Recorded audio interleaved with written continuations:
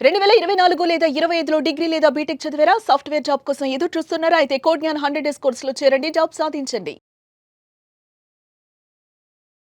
నమస్కారం అనిల్ సింగ్ గారు. నమస్తే శిరీష. లైఫ్లో ఒక సిచ్యువేషన్ వస్తుంటుంది సార్, అంటే ఒక్కొక్కరికి ఒక్కొక్క స్టేజ్లో అని చెప్పొచ్చు. అది కూడా ఎస్పెషలీ ఫైనాన్షియల్ పరంగా. అంటే కొందరేమో అనవసరంగా ఈ పని చేసి నేను లాస్ అయ్యానే డబ్బులు బిజినెస్లో పెట్టి అనుకునే వాళ్ళు కొందరైతే, ఇంకొందరు ఎలా ఖర్చు చేయాలో తెలియక పొరపాట్లు చేసి దానివల్ల అప్పులు చేసి అప్పులలో మొత్తం కూరుకుపోయినాక మన దగ్గర ఉన్న ఆస్తుల్ని అమ్ముకొని తీర్చాల్సిన పరిస్థితి వస్తుంటుంది. అలా కొన్ని సందర్భాలు ఎదురైనప్పుడు నేను వెనకాల ఇంకొక ప్లాన్ చేసుకొని ఉంటే బాగుండు, ఫైనాన్షియల్ పరంగా ఇలా నా ఆస్తులు నేను అమ్ముకునే సిచ్యువేషన్ రాదేమో అన్న సిచ్యువేషన్స్ వస్తూ ఉంటాయి. సో అలా ఎవరికైనా కూడా అలాంటి సిచ్యువేషన్లో ఉన్న వాళ్ళు, అంటే అయిపోయింది అట్లీస్ట్ ఇప్పటి నుంచైనా నేను స్టార్ట్ చేయాలి, బ్యాకప్గా నేను డబ్బుల్ని పొదుపు చేసుకోవాలి అనుకునే వాళ్ళు ఎలా ముందుకెళ్ళొచ్చు అంటారు?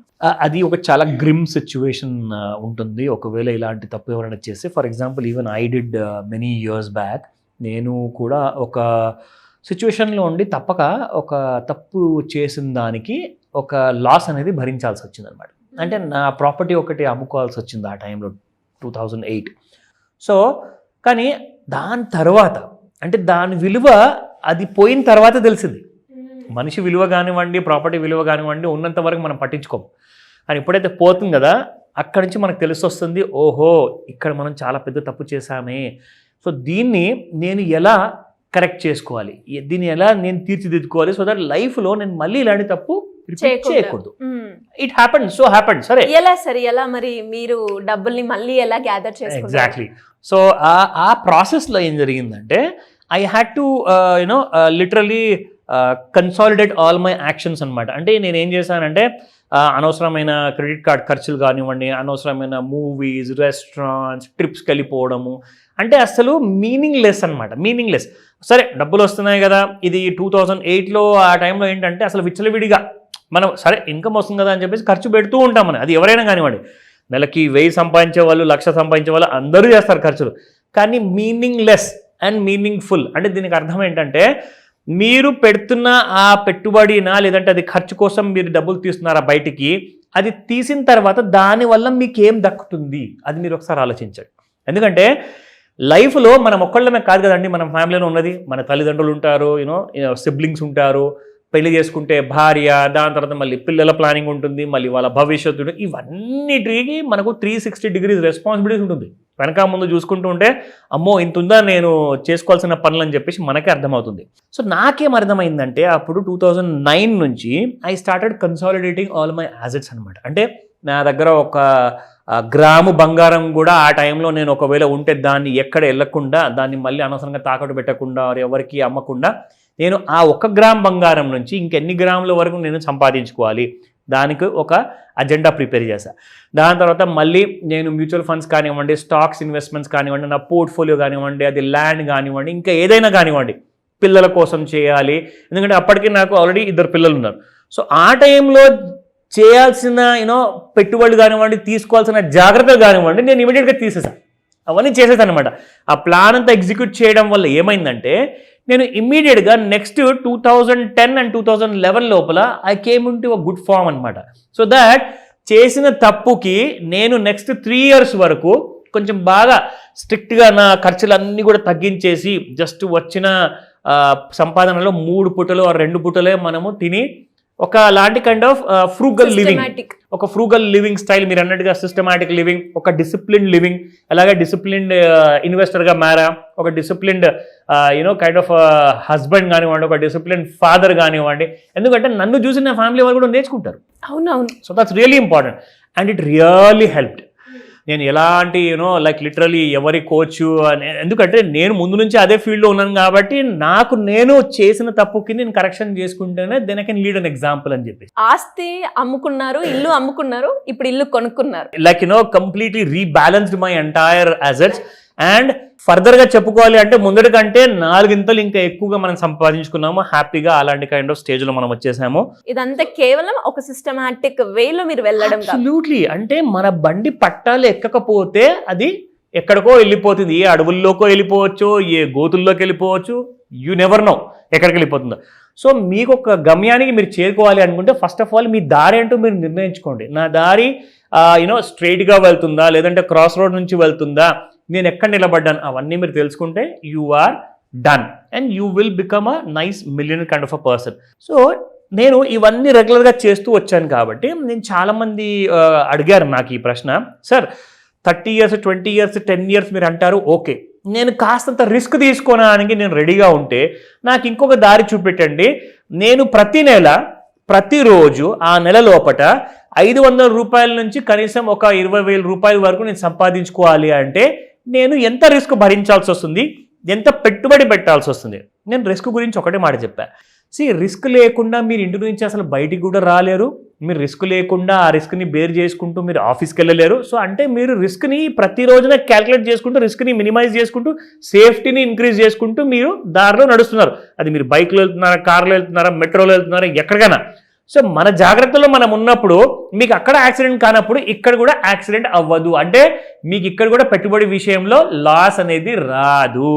సో జాగ్రత్త పడితేనే మనకు అన్ని చోట్లలో సేఫ్టీ ఉంటుంది, సక్సెస్ ఉంటుంది, డబ్బులు ఉంటాయి.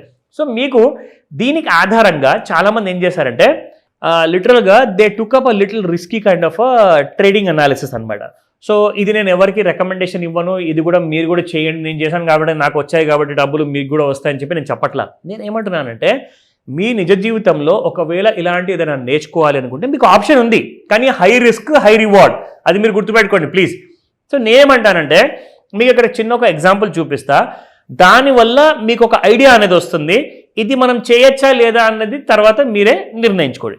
సో ఇక్కడ మీరు చూసుకుంటే ఇక్కడ ఇండియాలో ఉన్న అతి పెద్ద publishing house news paper company అనమాట. సో వాళ్ళ వెబ్సైట్లో కొన్ని మంచి మంచి కంపెనీస్ గురించి చెప్పారు. సో ఇక్కడ ఏమంటున్నారంటే ఈ కంపెనీ ఉంది Updater Service, Rajratan Global, office space solution, Max Estate, Jindal Saw. కానీ నేను జిందాల్ సానే నేను దీని గురించి ఎక్కువగా ప్రిఫరెన్స్ ఎందుకు ఇస్తాను అంటే ఈ కంపెనీస్ నిన్న మొన్న వచ్చినాయండి, నేను అంతగా నమ్మలేను. ఇన్ఫ్యాక్ట్ జిందాల్ కూడా చాలా మంచి కంపెనీ అని చెప్పి నేను చెప్పను. బట్ ఏంటంటే Jindal is there for the last 30 years 40 years నుంచి ఉందండి ఆ కంపెనీ. So Jindal is a known name. Jindal అంటే ఏంటంటే ఒక నమ్మకం ఉన్న పేరు.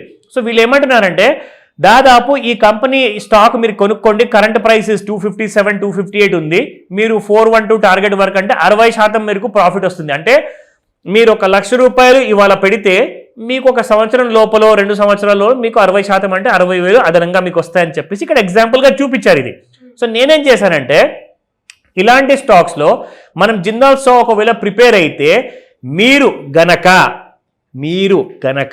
మళ్ళీ చెప్తున్నాను, ఇన్వెస్ట్మెంట్ సార్ నాకు 5 సంవత్సరాల్లోనే నా మనీ డబల్ అవుతుందా, ఎందుకంటే బ్యాంక్లో కనీసం 10 లేదా 12 సంవత్సరాలు పెడితేనే మీకు ఇంట్రెస్ట్ రేట్స్ తగ్గాయి కాబట్టి అప్పుడు డబల్ అయ్యే అవకాశం ఉంది, కానీ నాకు 5 సంవత్సరాల్లోనే డబుల్ కావాలి అని చెప్పారు. అంటే ఎంత పెడతారండి మీరు ఎగ్జాంపుల్ అని చెప్పేసి అడిగారు. 1,00,000 రూపాయలు పెడితే 2 లక్షలు నాకు కావాలి సార్ 5 yearsలో అని చెప్పారు. సో నేనేం చేశానంటే ఒక ఎగ్జాంపుల్ ఇచ్చా ఇక్కడ, ఇది కూడా చూడండి.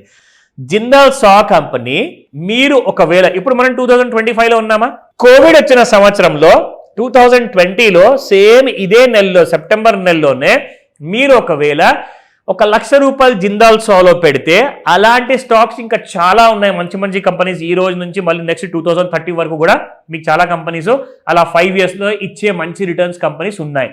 సో అతనికి ఇన్ఫ్యాక్ట్ జిందాల్ సా నా దగ్గర ఇన్ఫ్యాక్ట్ నేను కొన్నానని నేను చెప్పట్లేదు, ఎప్పుడో ఆ టైంలో కొనేవాడిని మళ్ళీ అమ్మేసేవాడిని. బట్ నాకు ఈ స్టాక్ అంటే చాలా ఇష్టం అనమాట. సో నేనేం చేశానంటే ఈ కంపెనీ ఎగ్జాంపుల్ ఇక్కడ ఇచ్చాను. ఒక రోజులో 1% లాస్ ఇచ్చిందండి, ఒక వారంలో 2-3% ప్రాఫిట్ ఇచ్చింది, ఒక నెలలో 3% ప్రాఫిట్ ఇచ్చింది, 3 నెలల్లో 11% లాస్ ఇచ్చింది. Can you believe this? మీరు పెట్టిన 1,00,000 రూపాయల్లో మీకు 11,000 రూపాయలు పోయాయి, మీకు పోయిందనమాట 11,000 లాస్కి. తర్వాత ఒక సంవత్సరంలో చూసుకుంటే 42% మీకు లాస్ వచ్చింది. అంటే 1,00,000 రూపాయలు మీకు 42,000 పోయాయి. అప్పటికి మీరేమంటారు, ఇదేంద్ర దేవుడా నేను తప్పు చేశానా, నాకు 60,000 మిగిలాయి ఇప్పుడు అకౌంట్లో అంటారు. 3 years తర్వాత మీకు 363% రిటర్న్స్ ఇచ్చింది. అంటే మీరు పెట్టిన 1,00,000కి మీకు 3,62,000 63,000 వరకు మీకు ప్రాఫిట్ వచ్చింది. 5 సంవత్సరాలు పెడితే 500% వచ్చింది. మీరు అడిగింది ఎంత? 5 సంవత్సరాల్లో నాకు జస్ట్ 100% కావాలని అడిగారు.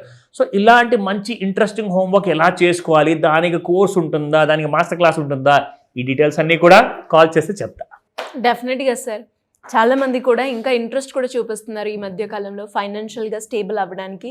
కొంతమంది ఇంట్రాడే ట్రేడింగ్ చేస్తున్నారు, మ్యూచువల్ ఫండ్స్లో ఇన్వెస్ట్ చేస్తున్నారు. ఒక ఇనిషియేటివ్ అయితే బయటకు వచ్చింది అని చెప్పొచ్చు. ఎస్ ఎంతో మందిలో కూడా మనం చూసాం, అంటే పొదుపు చేసుకోవాలి, ఈ రకంగా చేసుకుంటే మనకి ఇంకెక్కువ స్కోప్ ఉంది అన్న True. ఐడియా రావడం కూడా చాలా నిజం చెప్పారు. Anyways sir, thank you sir, thank you so much. Welcome Sirisha.